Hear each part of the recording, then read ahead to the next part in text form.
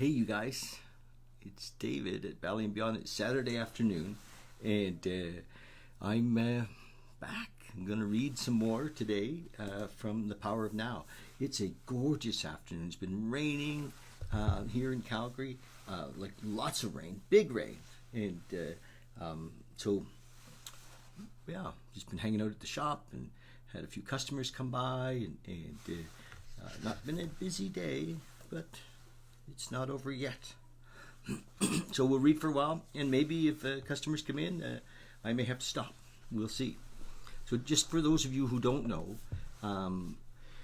I decided, we finished a book earlier this year called Letting Go by Dr. David Hawkins. Amazing book.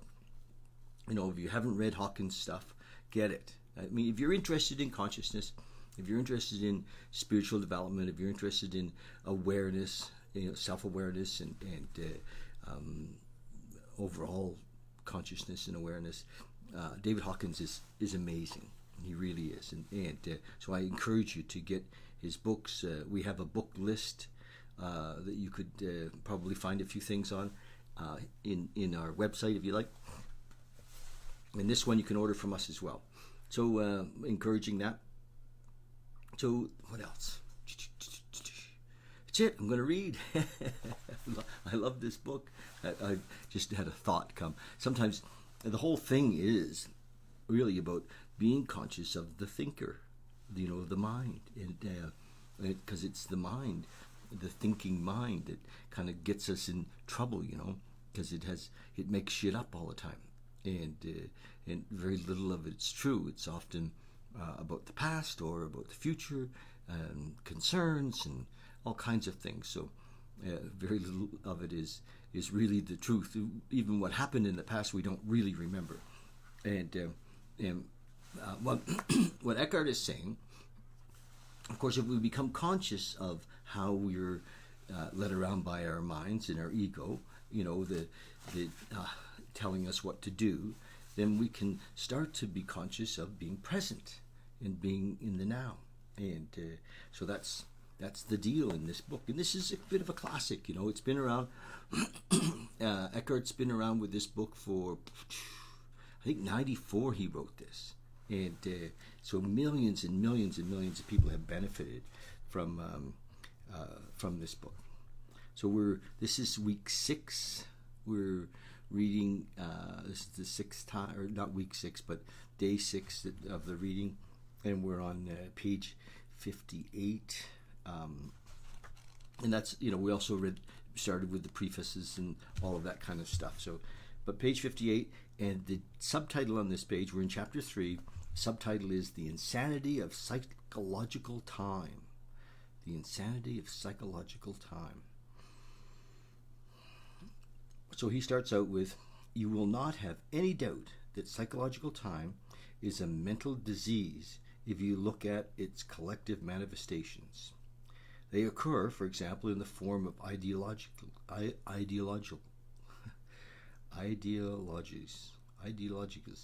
such as ideologies. Here we go. They occur in the form of ideologies such as communism, National Socialism, or any nationalisms, or rigid religious belief systems, which operate under the implicit assumption that the highest good lies in the future and that therefore the end justifies the means. The end is an idea, a point in the mind-projected future when salvation, in whatever form, happiness, fulfillment, equality, liberation, and so on, will be attained. Not infrequently, the means of getting there are the enslavement, torture, and murder of people in the present. For example, it is estimated that as many as 50 million people were murdered to further the cause of communism. Imagine. To bring about a better world in Russia, China, and other countries. This is a chilling example how belief in the future heaven creates a present hell. Can there be any doubt that any psychological time is a serious and dangerous mental illness? How does this mind pattern operate in your life? Are you always trying to get somewhere other than where you are? Is most of your doing just a means to an end? Is fulfillment always just around the corner or confined to short-lived pleasures such as sex or food or drink or drugs or thrills and excitement? Are you always focused on becoming, achieving, and attaining, or alternately chasing some new thrill or pleasure? Do you believe that if you acquire more things, you will become more fulfilled? Good enough. Any psychological, you become more fulfilled or good enough or psychologically complete? Are you waiting for a man or a woman to give you meaning in your life? In the normal, mind-identified or unenlightened state of consciousness, the power... Just one second, I just thought of something. Michelle, yeah. Would you share this? Sure. Yeah, we forgot to mention that. Let's share it a few times. In the normal, mind-identified or unenlightened state of consciousness, the power and infinite creative potential that lie concealed in the now are completely obscured by psychological time. Your life then loses its vibrancy, its freshness, its sense of wonder. The only patterns of thought, emotion, the old patterns of thought, emotion, behavior, reaction, and desire are acted out in endless repeat performances. A script in your mind that gives you an identity of sorts that distorts or covers up the reality of the now. So we're stuck in the script. So stuck in the script we can't even see what's happening. You know, the beauty of the rain. Hey? Stuck in the script. The mind then creates an obsession with the future as an escape from the unsatisfactory present. The mind then creates an obsession with the future as an escape from the unsatisfactory present. Next little subtitle. Negativity and suffering have their roots in time. Imagine. So it starts with a question from one of his students, and this is his format with questions and answers. But the belief that the future will be better than the present is always an illusion. The present can be dreadful, and things can be better in the future.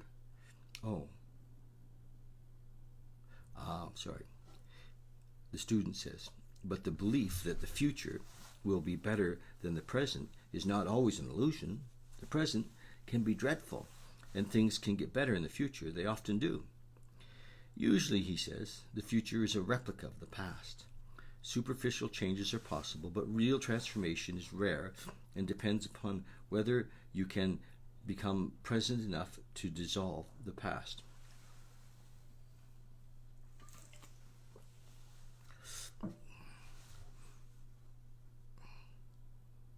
Present enough to dissolve the past by assessing the power of the now, accessing the power of the now. What you perceive as future is an intrinsic part of your state of consciousness now. What you perceive as future is an intrinsic part of your state of consciousness now. If your mind carries a heavy burden of past, you will experience more of the same. The past perpetuates itself through lack of presence. If your mind, I'm just going to underline that, carries a heavy burden of the past, you will experience more of the same. The past perpetuates itself through lack of presence. The quality of your consciousness at this moment is what shapes the future, which of course can only be experienced as the now. Imagine. That puts the responsibility right back on us, doesn't it? My gosh. We may win $10 million, but that kind of chance is no more than skin deep. That kind of change is no more than skin deep. You would simply continue to act out the same conditioned patterns in more luxurious surroundings. Humans have learned to split the atom. Instead of killing 10 or 20 people with a wooden club, one person can now kill 1 million just by pushing a button. Is that real change? It is the quality of our consciousness at this moment that determines the future. It is the quality of our consciousness at this moment that determines the future. Then what is it that determines the quality of our consciousness? Our degree of presence. So the only place where true change can occur and where the past can be dissolved is the now. All negativity is caused by the accumulation of psychological time and denial of the present. Unease, anxiety, tension, stress, worry, all forms of fear are caused by too much future and not enough presence. Guilt, regret, resentment, grievances, sadness, bitterness, and all forms of non-forgiveness are caused by too much past and not enough presence. Most people find it difficult to believe that a state of consciousness totally free of all negativity is possible. And yet, this is the liberated state to which all spiritual teachings point. Most people find it difficult to believe that a state of consciousness totally free of all negativity is possible. And yet this is the liberated state to which all spiritual teachings point. It is the promise of salvation, not in an illusionary future, but right here and now. Wow. Reading Eckhart Tolle's book, Power of Now, you guys. You may find it hard to recognize that time is the cause of your suffering or your problems. You believe that they are caused by specific situations in your life. And seen from a conventional viewpoint, this is true. But until you have dealt with the basic problem-making dysfunction of the mind, its attachment to past and future, and denial of the now, problems are actually interchangeable. If all your problems or perceived causes of suffering or unhappiness, if all your problems, let's try that again.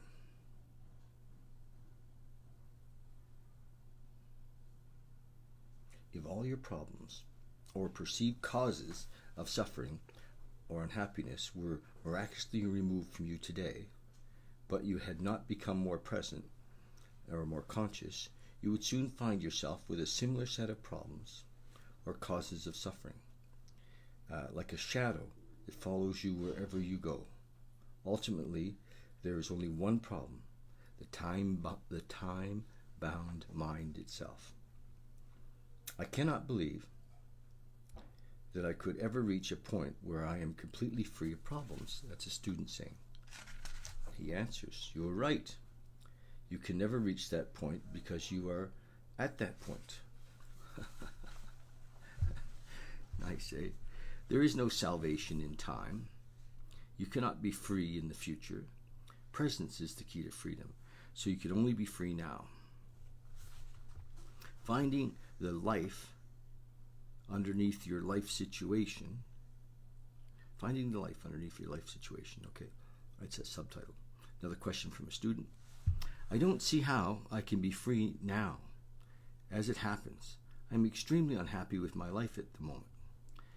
This is a fact, and I would be deluding myself if I tried to convince myself that all is well, when it definitely isn't. To me, the present moment is very unhappy. It is not liberating at all. What keeps me going is the hope or possibility that some improvement in the future. Hey, Gail. Thanks. I'm glad that you guys have been reading. Hi. He answers, you think that your attention is in the present moment, when it's actually taking up completely by time. You cannot be both unhappy and fully present in the moment. Nice. What you refer to as your life should more accurately be called your life situation. It is psychological time, past and future. Certain things in your past didn't go the way you wanted them to go. You are still resisting what happened in the past, and now you're resisting what is. Hope is what keeps you going, but hope keeps you focused on the future, and this continued focus perpetuates your denial of the now, and therefore your unhappiness. So wow, hope takes us out of the moment. Hope is a kind of a bullshit word then. Hope is takes us out of the moment. Isn't that interesting? Another question from a student. Is it true that my present life situation is the result of things that happened in the past? The student said, it is true that my present life situation is the result of things that happened in the past. But it is still my present situation, and being stuck in it is what makes me unhappy, he thinks. Eckhart Tolle says, forget your life situation for a while and pay attention to your life. What is the difference, the student says? Your life situation exists in time. Your life is now. Your life situation is mind stuff. Your life is real. Find the narrow gate that leads to life. It is called the now. Narrow your life down to this moment. Your life situation will be full of problems. Most life situations are. But find out if you have any problems in this moment, at this moment. Not tomorrow or in 10 minutes, but now. Do you have any problems now? I love when he's asking that. I mean, that's so the deal. I remember my brother used to help me, Bob, especially when I was really early when I first sobered up years ago and stopped drinking and trying to find my way, and I would call him up. I'd be all upset about something, and he'd say, just a second. Did you have a place to sleep last night? And I would say, well, yeah. He'd say, do you have food in your belly? Well, yeah, I do. He'd say, are you healthy? Have you got clothes? And he had a little list of things that would make a difference.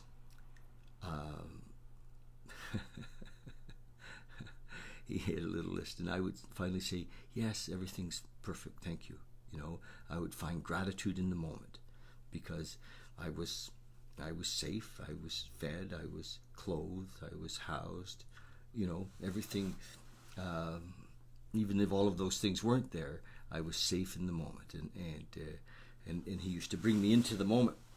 That was long before Eckhart wrote this book. Anyway, hi, Gail. Yes, well, I'm reading, all right. This is my reading. I'm reading Eckhart Tolle's The Power of Now. And stick with us. We'll go through it, and something will apply to you. Something in this moment. Okay, when you're full of problems, there is no room for anything new to enter, no room for a solution. So, whenever you can, make some room, create some space so that you find the life underneath your life situation.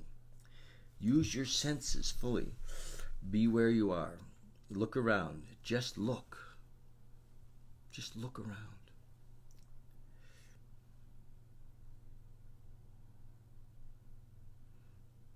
Be aware of the space that allows everything to be. Listen to the sounds. Don't judge them. Listen to the silence underneath the sounds. Touch something, anything, and feel and acknowledge its being. Observe the rhythm of your breathing. Feel the air flowing in and out. Feel the life energy inside your body. Allow everything to be, within and without. Allow the isness of all things. Move deeply into the now. I love that. He's teaching us how to be present. You're leaving behind the deadening world of mental abstractions of time, of mental obstruction of time. You are getting out of the insane mind that is draining you of life energy, just as it is slowly poisoning and destroying the earth. You are awakening out of the dream of time into the present. Cool, eh? So, just so you know, we're reading Eckhart Tolle, Power of Now. I'm on page 64 in chapter 3. And some of his format is he lists a question and then an answer. So the question, he says, are from students, and often he gets a lot of the same questions.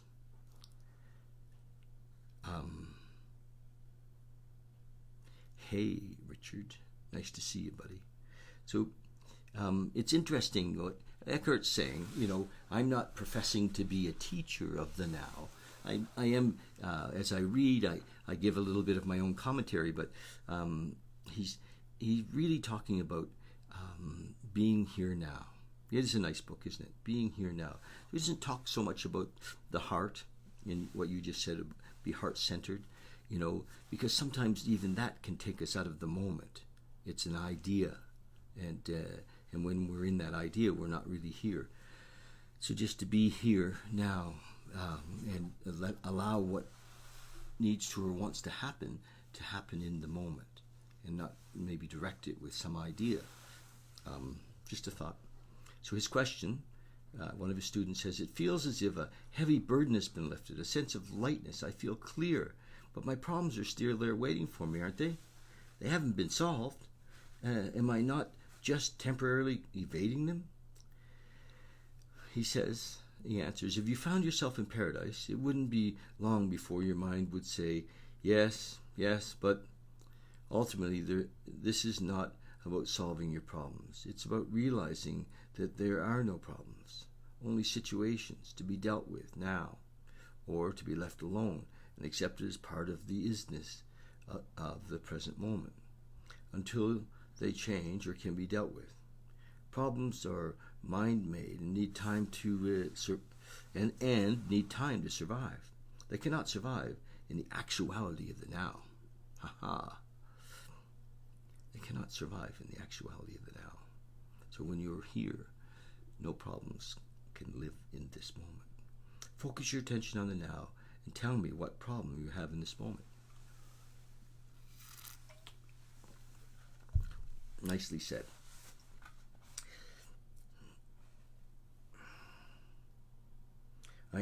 I'm not getting any answer because it is impossible to have a problem when your attention is fully in the now. A situation that needs to be either dealt with or accepted, yes? A situation that needs to be either dealt with or accepted, yes? Why make it into a problem? Why make anything into a problem? Isn't life challenging enough as it is? What do you need problems for? The mind unconsciously loves problems because they give you an identity of sorts. This is normal, and it is insane. Problem means that you are dwelling on a situation mentally without there being a true intention or possibility of taking action now, and that you are unconsciously making it part of your sense of self. Hey, Robert. Thanks for dropping in. Hey, buddy. We're reading from The Power of Now, Eckhart Tolle. Beautiful book. Really a beautiful book about letting go of the past, about living in the present, and living in the now. He says, or are you carrying in your mind the insane burden of 100 things that you will or may have to do in the future, instead of focusing your attention on the one thing that you can do now? Be here now. When you create a problem, you create pain. All it takes is a simple choice, a simple decision, no matter what's happening. No matter what happens, I will create no more pain for myself. I will create no more problems. Although it is a simple choice, it is also very radical. You wouldn't make that choice unless you were truly fed up with suffering. unless you have truly had enough. And you wouldn't be able to go through with it unless you access the power of now. If you create no more pain for yourself, then you create no more pain for others. You also no longer contaminate the beautiful earth, your inner space, and the collective human psyche with the negativity of problem making. Hey, Robert, nice to see you, buddy. So those are the, that's exciting, isn't it? You know, when we're present, you know, we don't create problems. Problems are identity. It's our mind wanting to have something to hook onto. So we call them problems. If you have ever been in a life or death emergency situation, you'll know that it wasn't a problem. The mind didn't have time to fool around and make it into a problem. In a true emergency, the mind stops. You become totally present in the now, and something infinitely more powerful. Yeah, how'd you make out? Oh, I thought you were... I am. Buddy just dropped in. Did you make out okay? Yeah. Oh, awesome. Good. Super. A man went to Home Depot and got some stuff he's working on. Okay. See you in a bit. I'll be out. I'll be done in about 15 minutes. I'll come and join you. Thanks. Yeah, when we're in an emergency, says the mind stops. You become totally present in the now. I remember one time, a couple of times, this has certainly happened to me, you know, a number of times. I was a young fella, and back in my drinking days, and I was with a bunch of guys, and we were in St. John, and we were looking for a bootlegger. Now, this is a long time ago, but and so we were down on the east side of St. John, is a bit of the rougher side of town, and the guy that we were traveling with, I forget his name now, knew this bootlegger, and he left us sitting on the side of the street in the car, and I was driving, and he went down the street to go into this bootlegger, and the next thing you know, there's 2 or 3 guys in the back seat of the car, and I'm driving. The guy in the passenger seat is left to go, and there's a guy coming down the street with a gun.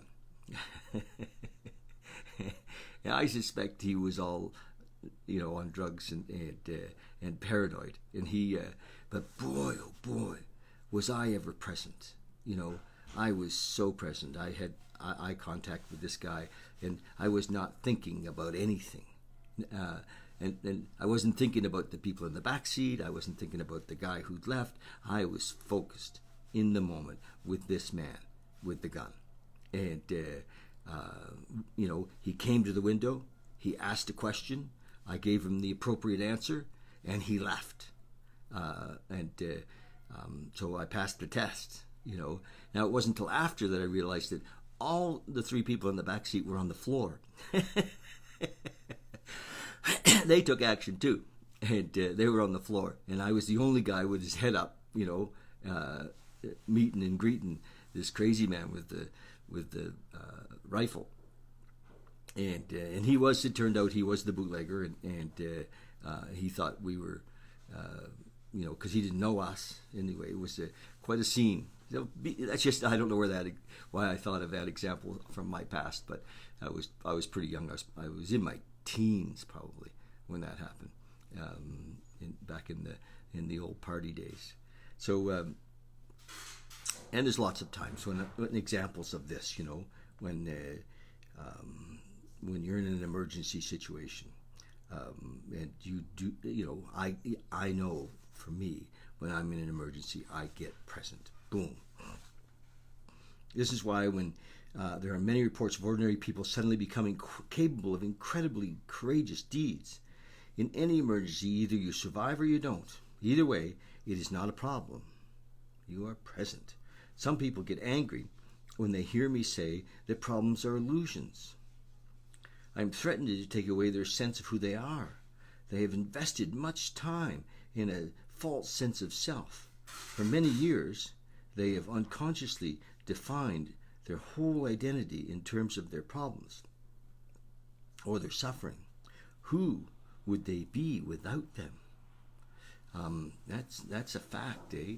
You help people solve their problems, or take them away of their problems. It's interesting. A great deal. I actually have a story. I have a friend who went to jail. I know. And he was looking forward to going to jail because he knew that once he went to jail, all of his problems would disappear. He would just have a new set of problems, but they would be much more manageable. And it's interesting that because he was so caught up in the problems of his life that he would have rather done that than deal with the being present, letting them go, surrendering them. They had taken over his life. It's amazing, and we do call that insanity, don't we? Wow. A great deal of what people say, think, or do is actually motivated by fear, which of course is always linked to having your focus on the future or being out of touch with the now. As there is no problems in the now, there is no fear either. Wow. Should a situation arise that you need to deal with now, your action will be clear and incisive if it arises out of present moment awareness. It is also more likely to be effective. It will not be a reaction coming from a past conditioning of your mind, but an intuitive response to the situation. Hey buddy. Hey. Oh. I'm right in the middle of reading. I'll be done in a bit. Okay, How you making out? Need a hand with it. Okay, I'll be there in a bit. Sorry, man. Okay, no problem. Got one of my fellas working on some step work in the back. It's pretty cool. When the time-bound mind, in other instances, when the time-bound mind would have reacted, you will find it more effective to do nothing. Just stay centered in the now. Wow. Here we go. A quantum leap in the evolution of consciousness. Subtitle. Question is, I have had glimpses of this state of freedom from mind and time that you describe, but past and future are so overwhelmingly strong that I cannot keep them out for long. Interesting. This is something that I'm interested in myself because I have the same situation. Not always able to stay in the now. The time-bound mode of consciousness is deeply embedded in the human psyche. This is his answer.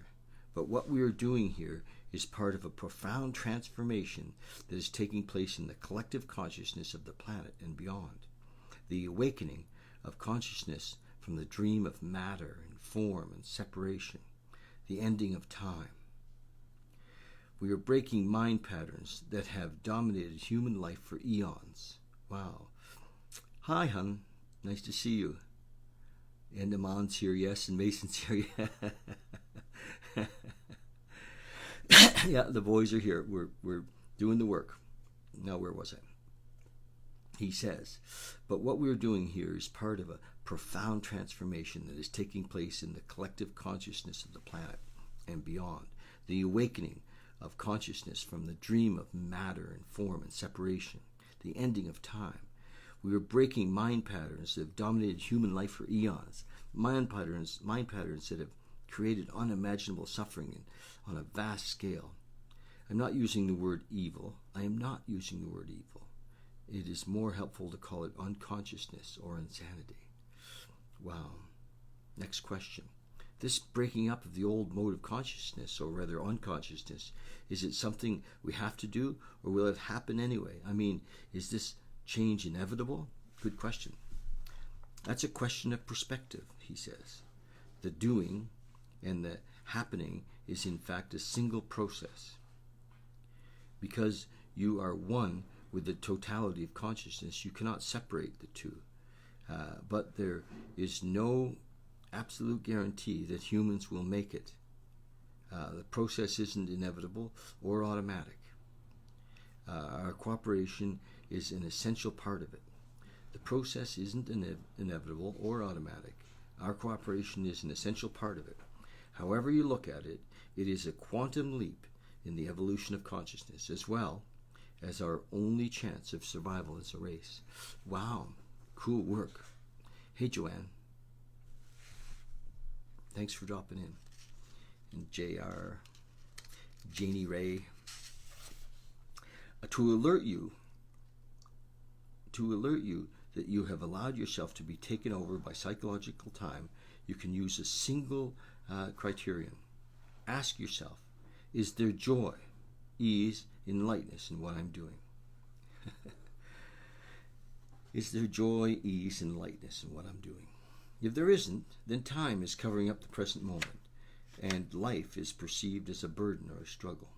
If there is no joy, ease, or lightness in what you're doing, it does not necessarily mean that you need to change what you are doing.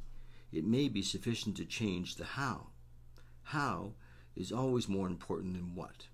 See if you can give much more attention to the doing than to the result that you want to achieve through it. Give your fullest attention to whatever the moment presents. This implies that you also completely accept what is, because you cannot give your full attention to something and at the same time resist it. Wow. As soon as you honor the present moment, all unhappiness and struggle dissolve, and life begins to flow with joy and ease. Nice. Happy, joyous, and free. Yes. When you act out of the present moment awareness, whatever you do becomes imbibed with a sense of quality, care, and love, even the most simple action. Wow. Well, it feels like, oh gosh, I only have a page and a half left. I guess I'm going to finish this chapter. Cool. So he says, so do not be concerned with the fruit of your action. Just give attention to the action itself, and the fruit will come of its own accord. This is a profound spiritual practice. In the Bhagavad Gita, one of the oldest and most beautiful spiritual teachings in existence, non-attachment is the fruit of our action. To the fruit of our action is called karma yoga. It is described as the path of consecrated action. When the compulsive striving away from the now, when the compulsive striving away from the now ceases, the joy of being flows into everything you do. The moment your attention turns to the now, you feel a presence, a stillness, a peace.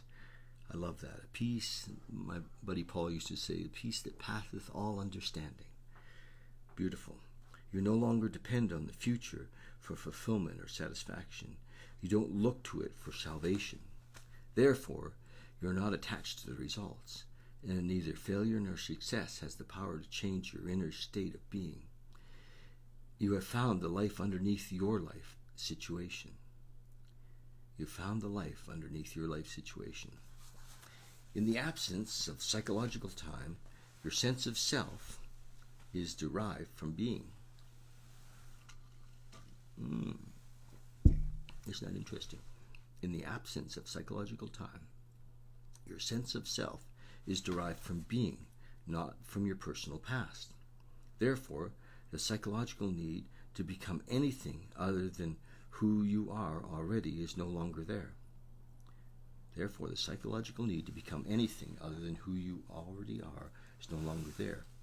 In the world, on the level of your life situation, you may indeed become wealthy, knowledgeable, successful, free of this or that, but in the deeper dimension of being, you are complete and whole now. Cool.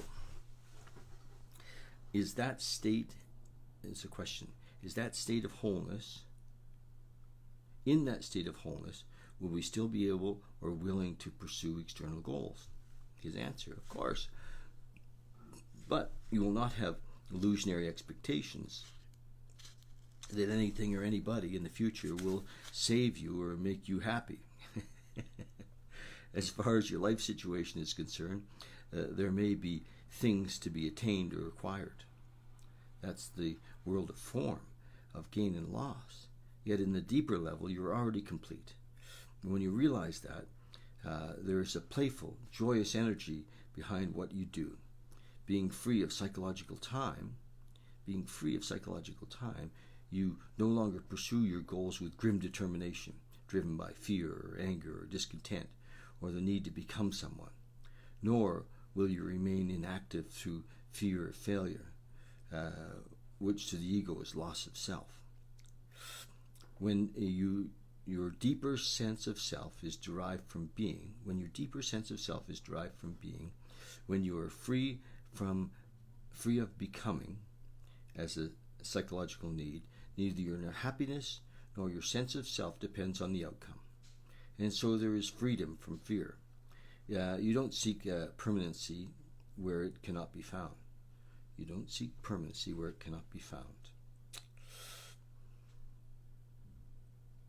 In the world of form, or gain and loss, and birth and death, you don't demand that situations, conditions, and places or people should make you happy. You then suffer when they don't live up to their expectations. Hello, Joanne. Thanks. Everything is honored, but nothing matters. Forms are born and die, yet you are aware of the external, eternal underneath the forms.